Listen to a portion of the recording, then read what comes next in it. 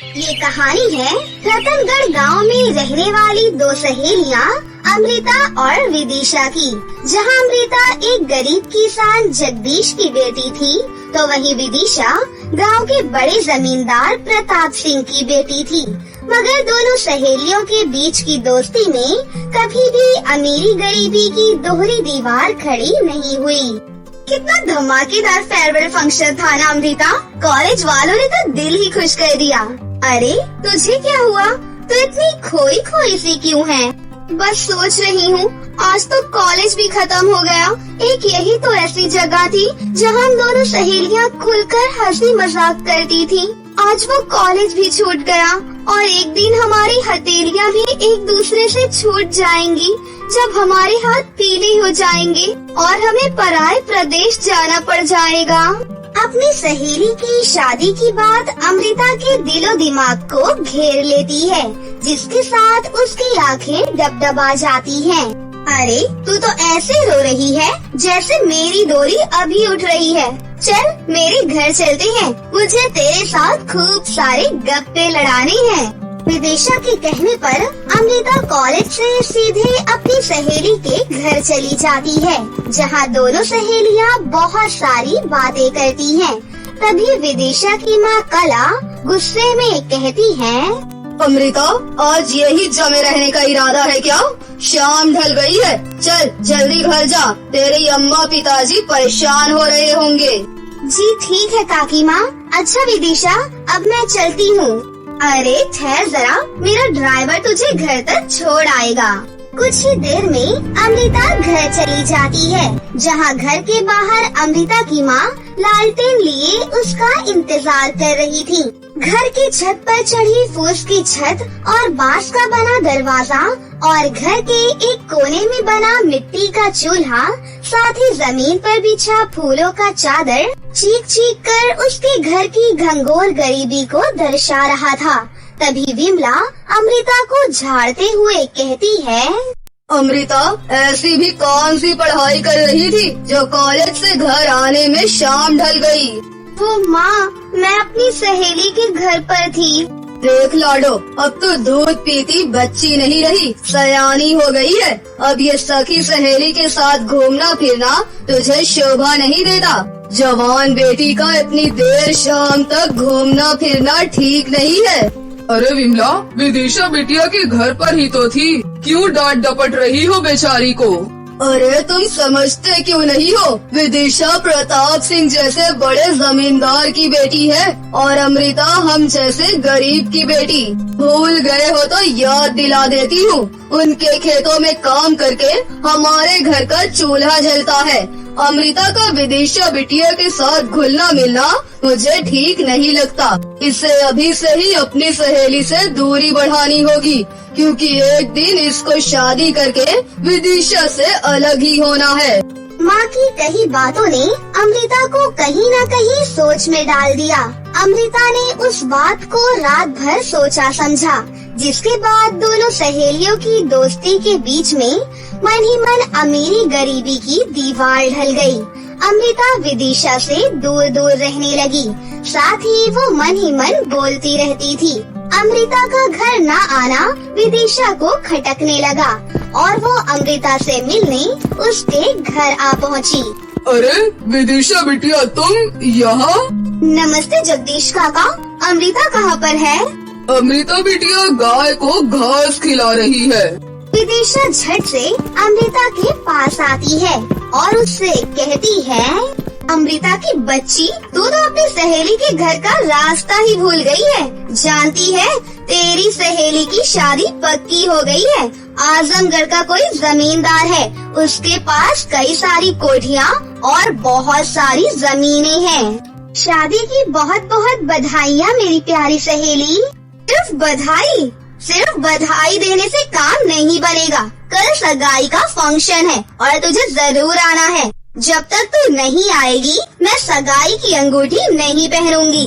ठीक है, तेरी खुशी के लिए मैं जरूर आऊंगी। अगले दिन प्रताप सिंह के बड़े से घर में उनकी बेटी की सगाई की शहनाई बज रही थी। अमृता हरे रंग का सूट पहने अपनी सहेली के कमरे में आ पहुंचती है। आ गई तू, ये ले जल्दी से ये लहंगा पहन ले, फिर पार्लर वाली मेकअप कर देगी। अमृता थोड़ा झिझकते हुए बोलती है, अरे विदिशा, इसकी क्या जरूरत है? वैसे भी अमीरों की भीड़ भाड़ में तेरी गरीब सहेली पर किसी की नजर नहीं गड़ेगी।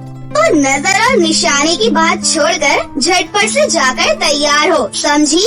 अगले ही पल अमृता तैयार हो जाती है। मेकअप और लहंगे में सजी उसकी खूबसूरती खिल उठती है, जिसे देखकर उस गरीब सहेली की खुद की नजर खुद पर ही गड़ी रह गई। कुछ देर बाद लड़के वाले वहाँ दस्तक देते हैं और बड़े ही धूम धड़ाके से विदिशा की सगाई कुणाल से होने लगती है। विदिशा बेटी, कुणाल को अंगूठी पहनाओ। अरे अमृता, तू पीछे क्यों है? यहाँ। अरे मैं ठीक हूँ। अमृता के मना करने के बाद भी विदिशा उसकी एक नहीं सुनती और हाथ खींचकर उसे अपने बगल में खड़ा कर देती है। तभी अंकित की नजर अमृता पर पड़ते ही थम जाती है और विदिशा एक हल्की सी मुस्कान देते हुए मन ही मन कहती है, भगवान जी, प्लीज मेरे किए पर पानी मत फिरने देना।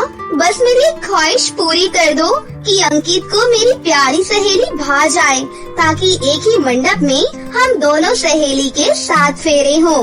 विदिशा ने अपनी आँखों में जो ख्वाब बुना था वो उसे साकार होता हुआ नजर आ रहा था। अमृता अंकित पहली ही नजर में एक दूसरे को दिल दे बैठे थे। कुछ देर बाद अंकित विदिशा के पास आता है और कुछ फुसफुसाता है। विदिशा भाभी, ये अप्सरा कौन है? क्यों देवर जी, कुछ चुराया है क्या उसने? अरे शर्माइए मत, मैं तो बस आपकी टांग खींच रही थी। आप जिस पर डोरे डाल रही हैं, वो मेरी सहेली है, मगर वो बड़े ही गरीब घर से है। क्या आप थाम सकेंगे उसका हाथ? हाँ भाभी, आज ही मैं घर जाकर माँ और पिताजी से बात करूँगा। अंकित के जवाब से विदिशा के मन में बंधी आस की डोर और मजबूत हो जाती है और वो ये बात अपनी सहेली के साथ साझा करती है। विदिशा, ये नहीं हो सकता, तोड़ दे इस आस की डोर को, क्योंकि हम दोनों सहेलियों के बीच अमीरी और गरीबी की दोहरी दीवार है, जिसकी नींव बहुत गहरी है। मेरी डोली किसी गरीब के घर ही जाएगी, यही मेरे जीवन का कड़वा सच है। ये कहते हुए अमृता रोते हुए घर की तरफ चल पड़ती है, मगर अगली सुबह जो होने वाला था वो उस गरीब सहेली की सोच से बाहर था। दूसरे दिन विदिशा अपनी होने वाली सास लाजवंती और ससुर के साथ शादी का शगुन लेकर अमृता के घर आती है। विमला और जगदीश के लिए ये खुशी किसी ख्वाब से कम नहीं थी। अंदर आने को नहीं कहोगे जगदीश भाई साहब? अरे आइए ना, आइए मालकिन। मालकिन कहकर हमें रुस्वा न कीजिए, बस अपनी बिटिया मेरी झोली में डाल दीजिए। मेरे अंकित के दिल में घर कर गई है अमृता। मगर मालकिन, हम तो आप लोगों के पैर की धूल के बराबर भी नहीं हैं। हाँ, सही कहा तुमने जगदीश, क्योंकि तुम सोच में हमसे कहीं ज्यादा धनी हो। अमृता और विदिशा बचपन से ही सहेलियां हैं। ये ईश्वर का योग है कि अब दोनों एक ही घर की बहू बनने जा रही हैं। अमृता, मेरी प्यारी सहेली, तू चुप क्यों खड़ी है? अंकित पसंद है ना तुझे? अपनी सहेली के पूछने पर अमृता पलके झुकाकर हामी भरती है, जिसके बाद दोनों अमीर गरीब सहेलियों की शादी एक ही मंडप में संपन्न हो जाती है और अमृता खुश मन से कहती है, विदिशा, यकीन ही नहीं हो रहा कि हम कल की अमीर गरीब सहेलियां आज रिश्तों की डोर में बंध गई हैं। हमारी दोस्ती अमीर गरीब जैसे फर्क फासले की मोहताज नहीं। चलिए देवरानी जी, एक सुनहरी जिंदगी हमारी राह देख रही है। सचमुच में ये मालिक की भरी परवरिश का ही नतीजा है कि विदिशा बिटिया ने हम जैसे गरीब की बिटिया से टूटकर गहरी दोस्ती निभाई है। कभी भी अपनी दोस्ती के बीच रईसी का रुआब आड़े आने नहीं दिया। कहाँ देखने को मिलती है आज के जमाने में ऐसी अमीर गरीब सहेली की इतनी प्यारी जोड़ियाँ। जा अमृता बिटिया, जा, अपनी अम्मा की कही बात को दिल से मिटा देना बिटिया। जाओ बच्चियों, भगवान करे जीवन भर तुम दोनों सहेलियां यूं ही घुल मिल कर रहो। आखिर में बाबुल के आशीर्वाद के साथ विदाई लेकर दोनों सहेलियां विदा होकर अपने ससुराल चली जाती हैं, जहां एक खुशहाल ससुराल आंखें बिछाकर उनका इंतजार कर रहा था। मगर इस गरीब सहेली ने कहाँ सोचा था कि एक दिन बड़े गाजे बाजे के साथ उसकी डोली उसकी सहेली के ससुराल विदा होगी। ललिता घबराई हुई थी, क्योंकि उसकी बचपन की वो सहेली जिसने हमेशा उसकी मदद की थी, आज वो अपनी बेटी को छोड़कर इस दुनिया से जा रही थी। गंगा, गंगा, तू घबरा मत, तू बिल्कुल ठीक हो जाएगी। नहीं ललिता, मैं अब नहीं बच पाऊंगी। मैंने गौरी से तुम्हें फोन इसलिए ही करवाया है। ललिता, मेरी गौरी मेरे जाने के बाद इस दुनिया में बिल्कुल अकेली है। इसके लंबे कद के कारण कोई लड़का इससे शादी को हाँ भी नहीं कहता। पता नहीं मेरे जाने के बाद मेरी बच्ची से कौन शादी करेगा। गंगा, मेरे ऊपर तेरे बहुत एहसान है, तू चिंता मत कर। गौरी मेरे घर की बहू बनेगी। मैं अपने छोटे बेटे युवराज से गौरी की शादी करवाऊंगी। मैं वादा करती हूँ, पर तू बिल्कुल ठीक हो जाएगी गंगा। और देखना, हम दोनों सहेलियाँ मिलकर अपने बच्चों की शादी करेंगे। आप दोनों ही कैसी बातें कर रही हो? माँ, आपको कुछ भी नहीं होगा। आंटी जी, माँ को बोलिए ना कि ऐसी बातें ना करें। माँ, आंटी जी देखिए ना, माँ कुछ बोल नहीं रही है। डॉक्टर, जल्दी आइए, गंगा कुछ बोल नहीं रही है। I am sorry, she is no more. Aunty ji, मेरी माँ मुझे छोड़कर चली गई। मैं अब किसके सहारे जीऊंगी? किसे माँ बुलाऊंगी आंटी जी? गौरी, मेरी बच्ची, चुप हो जा। मैं भी तो तेरी माँ जैसी ही हूँ ना। आ मेरे कलेजे से लग जा मेरी बिटिया, चुप हो जा। गंगा, मैंने तुझसे जो वादा किया है वो मैं जरूर पूरा करूँगी। ललिता अपने पति को फोन पर सारी बात बताती है और अगले दिन की ट्रेन से गौरी को लेकर दिल्ली आ जाती है। माँ जी, ये आपकी चाय। ये लो गौरी, तुम भी चाय पी लो। ललिता, हमें युवराज से इस बारे में जल्दी बात करनी चाहिए। किस बारे में बात कर रही हो माँ जी? मेघा बहू, हम युवराज और गौरी की शादी के बारे में सोच रहे हैं। माँ जी, युवराज भैया कभी भी गौरी के साथ शादी के लिए नहीं मानेंगे। आपने देखा है, वो हद से भी ज्यादा लंबी है। हम सबके बीच में खड़ी होकर वो कितनी अजीब लगेगी। मेघा, तुम अपनी जुबान बंद रखो। मेरा युवराज मेरी बात को नहीं टालेगा। शाम को युवराज ऑफिस से जब आता है तो ललिता युवराज से बात करती है। माँ, आपने ये क्या कर दिया? उसकी कद काठी देखी है? कितनी लंबी है वो। इतनी लंबी लड़की से शादी करूँगा? मेरी हाइट भी उससे कम लगेगी। लोग मेरा मजाक उड़ाएंगे। युवराज, पहन ओढ़ कर गौरी बहुत सुंदर लगेगी। तू नहीं जानता, गौरी की माँ गंगा ने मेरी एक समय में बहुत मदद की थी, और फिर मेरे वचन का तू मान नहीं रखेगा?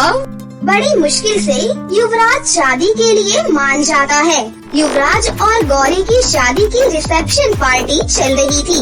उसके सभी दोस्त आए हुए थे। युवराज, इनसे मिलो, ये मेरी वाइफ अनीता है। चल यार, तेरे और भाभी जी के साथ एक फोटोग्राफ तो खिंचवा ही लेते हैं। माफ कीजिएगा युवराज जी, ये गौरी जी कैमरे में नजर नहीं आ रही हैं। गौरी जी, आपको थोड़ा झुक कर खड़ा होना पड़ेगा। या एक काम कीजिए, आप कुर्सी पर बैठ सकती हैं, तब आप नजर आ जाएंगी। युवराज मेरे दोस्त, अच्छा है, जब तुझे छत पर जाना हो तो बस भाभी जी को खड़ा कर देना है और उन पर चढ़कर सीधा छत पर पहुंच जाना है। सीढ़ी की भी जरूरत नहीं पड़ेगी भाई। तुम लोग एंजॉय करो, मैं अभी आता हूँ। युवराज गुस्से में अपनी माँ और पापा के पास जाता है। आप मेरे दोस्तों के बीच में मेरी इंसल्ट करवा रही हैं। गौरी की हाइट इतनी लंबी है कि सभी दोस्त मेरा मजाक उड़ा रहे हैं। वो कैमरे में भी फिट नहीं आ रही है। देवर जी, और मानिए माँ जी की बात को। मैंने तो पहले ही कहा था कि मेरी छोटी बहन सुहासिनी आपको बहुत पसंद करती है। आपको उससे शादी कर लेनी चाहिए। पर आपने तो मेरी बातों को सुना ही नहीं, इसीलिए आज आपको ये दिन देखना पड़ रहा है। मेघा बहू, ये कोई टाइम है ये सब बातें करने का? और युवराज, गौरी तुम्हारी पत्नी है, उसका मान सम्मान करना तुम्हारा फर्ज है। वो देखो, इस स्टेज पर बेचारी अकेली खड़ी है। तुम सब यही रहो, मैं और तुम्हारे पापा ही स्टेज पर चले जाते हैं। राजू, निशा, अपनी चाची को तंग मत करो, और भी मेहमान फोटो खिंचवाने के लिए खड़े हैं। कोई बात नहीं भाभी, बच्चे मुझे तंग नहीं कर रहे हैं। मेघा बहू, बच्चों को अपनी चाची के साथ एंजॉय करने दो, तुम क्यों परेशान हो रही हो? कोई तो है जो मेरी बहू का मन लगा रहा है, वरना तुम सब तो स्टेज से उतरकर इधर उधर हो गए। मेघा, ये माँ ने कैसी लड़की पसंद कर ली है युवराज के लिए? जिधर देखो गौरी की हाइट को लेकर ही बात कर रहे हैं। वो देखो सामने मिसेस दुबे। ये ललिता जी को इतनी लंबी लड़की ही मिली थी शादी के लिए। युवराज में कमी ही क्या थी? देखने में तो हैंडसम है, पर लड़की की हाइट बहुत लंबी है। देखभाल कर लड़की पसंद करनी चाहिए। अरे अच्छा ही है ना, लंबी बहू लेकर आए हैं। ऊपर की अलमारी से कुछ उतारना हो तो बहू काम आ जाएगी, छत पर चढ़ना हो तो सीढ़ी बन जाएगी। वरना हमें तो स्टूल रखकर रसोई की अलमारी से कुछ उतारना होता है। आजकल के लोग अपना ही फायदा ढूंढते हैं। देखा तुमने, इतना मजाक बना रखा है हमारा इस गौरी ने। ऊपर से मेरे भाई की जिंदगी और खराब हो गई। सुनो, हम कुछ भी नहीं कर सकते। इस घर में माँ जी की चलती है। उन्हें अपनी सहेली को दिया वादा जो पूरा करना था, उन्हें देवर जी की परवाह ही कब थी। मेरी सुहासिनी। मेघा, अब फिर से तुम शुरू मत हो जाना सुहासिनी का नाम लेकर। कुल मिलाकर सास ससुर और बच्चों को छोड़कर घर में सभी को गौरी से चिढ़ थी। युवराज, मेघा, आनंद तीनों गौरी से सीधे मुंह बात करना पसंद नहीं करते थे। गौरी, मैं जानती हूँ तुम इस घर में खुश नहीं हो। युवराज, मेघा बहू और आनंद तुम्हारे साथ अच्छा व्यवहार नहीं करते हैं, पर वक्त के साथ सब कुछ ठीक हो जाएगा। इन सब की तरफ से मैं माफी मांगती हूँ बेटा। माँ जी, ये आप कैसी बातें कर रही हैं? आप माफी मत मांगिए। आप नहीं होती तो पता नहीं मेरा क्या होता। आपने तो मेरी जिंदगी को संभाल लिया। गौरी ललिता के गले लग जाती है। गौरी अपनी तरफ से सबके दिलों में जगह बनाने की कोशिश कर रही थी। ऐसे ही एक दिन, माँ जी, आज स्कूल वैन वाले भैया नहीं आएंगे, मैं बच्चों को लेने स्कूल जा रही हूँ। भाभी, आप स्कूल जा रही हैं, तो क्या आप मुझे ब्यूटी पार्लर तक छोड़ देंगी? मुझे थ्रेडिंग करवानी थी और थोड़ा बाजार का काम था। दिल्ली शहर मेरे लिए नया है, तो मैं यहाँ के रास्ते अच्छे से जानती नहीं हूँ। जाते हुए टोक दिया। ठीक है, आओ, मैं तुम्हें छोड़कर बच्चों को वापसी में ले आऊंगी। तुम अपने आप घर वापस आ जाना। मेघा गौरी को लेकर पहले बच्चों के पास स्कूल चली जाती है, पर वो जैसे ही स्कूल के अंदर पहुंचती है, वहाँ पर भीड़ लगी हुई देखकर वो घबरा जाती है। ये भीड़ क्यों लगी हुई है? क्या हुआ? फर्स्ट फ्लोर पर एक छोटे बच्चे ने वॉशरूम की कुंडी लगा ली है और अब वो वॉशरूम की कुंडी नहीं खोल पा रहा है। वहाँ से आने का अब एक ही रास्ता है, खिड़की जो बालकनी की तरफ खुलती है, पर वहाँ पर जाने का कोई रास्ता नहीं है। अरे मेघा जी, आपका बेटा राजू ही तो वॉशरूम में बंद हो गया है। हम सब बहुत देर से परेशान हैं। ये लीजिए, निशा को आप पकड़िए, बहुत देर से रो रही है। फायर ब्रिगेड को बुलाया गया है, पर उन्हें आने में समय लगेगा और हमारे पास इतनी लंबी सीढ़ी नहीं है कि बच्चे को बालकनी से नीचे उतारा जाए। क्या मेरा राजू वॉशरूम में बंद हो गया है? अरे मेरे बच्चे को कोई बचा लो, वो रो रो कर परेशान हो रहा होगा। मैम, आपके स्कूल में इस वक्त जो भी सीढ़ी मौजूद है वो आप मुझे दे दीजिए। गौरी, तुम क्या करने वाली हो? मुझे कुछ भी समझ नहीं आ रहा। सभी टीचर्स और पेरेंट्स गौरी को देखते रह जाते हैं। गौरी एक सीढ़ी पर चढ़कर नीचे बालकनी में पहुंच जाती है। गौरी लंबी थी, इसलिए वो ऊंचाई पर चढ़कर बालकनी तक पहुंच गई और उसने किसी तरह से बालकनी की खिड़की खोलकर राजू को सुरक्षित निकाल लिया। स्कूल का स्टाफ और पेरेंट्स गौरी की बहुत तारीफ करते हैं। गौरी जी, आप सचमुच बहुत हिम्मत वाली है। मैं आज ही अपने स्कूल के सारे स्टाफ के साथ एक मीटिंग रखूंगी और ऐसी गलती दोबारा ना हो, इस बात का पूरा ध्यान रखा जाएगा। मेघा और गौरी बच्चों को लेकर घर आ जाते हैं। घर आकर मेघा घर वालों को सारी बात बताती है और वो गौरी से भी माफी मांगती है। गौरी, मुझे माफ कर दो। मैंने हमेशा तुम्हारी लंबाई का मजाक बनाया, पर आज तुम्हारी वजह से ही मेरे बच्चे की जान बची है। मुझे माफ कर देना। भाभी प्लीज आप मत रोइए। देखिए राजू बिल्कुल ठीक है। आनंद और युवराज गौरी को गलत बोलने पर शर्मिंदा थे और उस दिन के बाद से गौरी की लाइफ में सब कुछ ठीक हो जाता है और वो हंसी खुशी से अपनी जिंदगी जीने लगती है।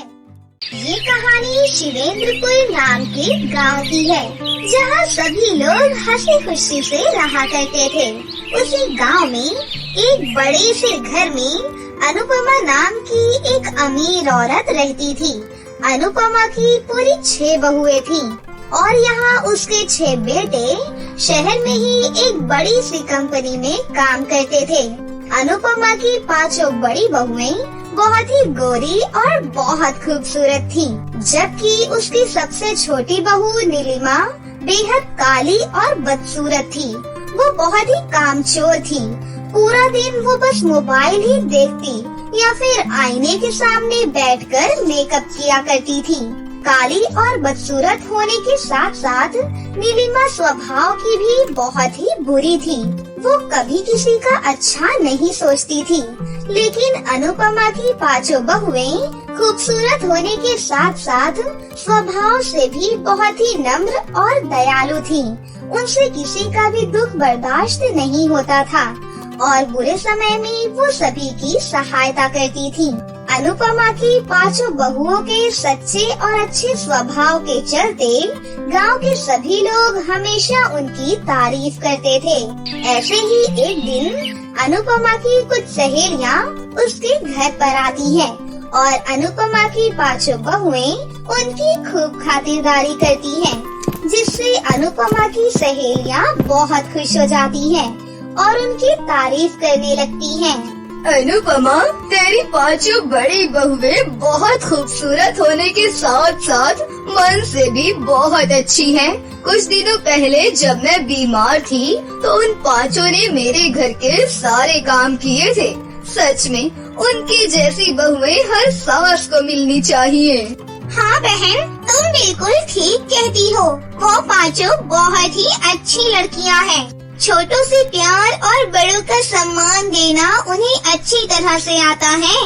लेकिन अनुपमा की सबसे छोटी बहू नीलिमा, वो तो बहुत ही बदतमीज और बुरी है। वक्त पड़ने पर कभी किसी के काम नहीं आती है। हाँ, मैंने भी आजमाया है। वो बहुत ही लालची और मतलबी है। हम क्या कर सकते हैं, 5 उंगलियां तो एक बराबर नहीं हो सकती है ना। नीलिमा बहू के बुरे बर्ताव से मैं भी बहुत परेशान हूँ, लेकिन मैंने सब कुछ वक्त पर छोड़ दिया है। शायद एक दिन उसे अकल आ जाए। यहाँ दूसरी तरफ दरवाजे के पास छिपी नीलिमा अपनी बुराई सुनकर गुस्से से तिलमिला जाती है। मैं उन 5 चुड़ैलों की तारीफ सुन सुन के थक चुकी हूँ। अब समय आ गया है कि मैं इन्हें जान से मार कर हमेशा के लिए इनसे छुटकारा पालूं। फिर अगले दिन नीलिमा अपनी 5 जेठानियों के खाने में बेहोशी की दवा मिला देती है।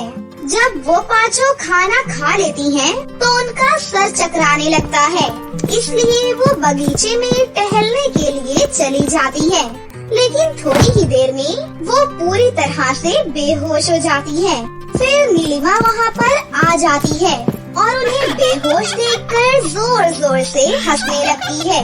उसके बाद नीलिमा उन 5 बहुओं को कार में बैठाकर उन्हें पास वाले जंगल में ले जाती है। फिर वो उन 5 को वहाँ मौजूद एक पुराने कुएं के अंदर फेंक देती है और वो 5 कुएं में गिर जाती हैं। चलो, अब इनका किस्सा खत्म हुआ। आज के बाद मुझे इन 5 की तारीफ सुनने को नहीं मिलेगी। इधर दूसरी तरफ अचानक से पांचों बहुओं के गायब होने से घर वाले बहुत परेशान हो जाते हैं और उसे चारों तरफ ढूंढने के लिए निकल जाते हैं।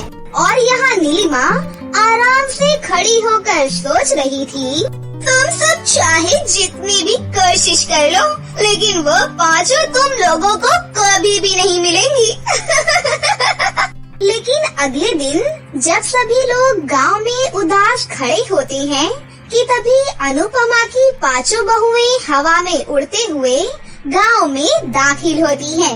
उन पांचों ने बहुत ही सुंदर रंग बिरंगे लहंगे पहन रखे थे और साथ ही वो पांचों पहले से भी ज्यादा खूबसूरत हो गई थी। पांचों बहुओं को वापस देखकर सभी लोग बहुत खुश होते हैं, लेकिन नीलिमा की तो आंखें फटी की फटी रह जाती हैं। अरे मेरी पांचों बहुओं, तुम कहाँ पर चली गई थी? हम सब तुम्हारे लिए कितने परेशान हो गए थे। माँ जी, खाना खाने के बाद हम पांचों गार्डन में टहलने के लिए गई थी, लेकिन तभी हमारा सर चकराने लगा और हम बेहोश हो गयी। फिर पता नहीं क्या हुआ, लेकिन जब हमारी आँख खुली तो हमने अपने आप को कुएं में पाया। उस कुएं के अंदर एक दयालु सुंदर सी जल परी रहती है। उसने हमारी जान बचाकर हमें ये जादुई 5 लहंगे दिए हैं। इसकी शक्ति से हम अपनी मर्जी के मुताबिक जितना चाहें उतना सोना प्रकट कर सकते हैं। इतना कहकर वो पांचों बहुएं वहाँ ढेर सारा सोना प्रकट करती हैं और वो सारा सोना वो सभी लोगों में बांटने लगती हैं।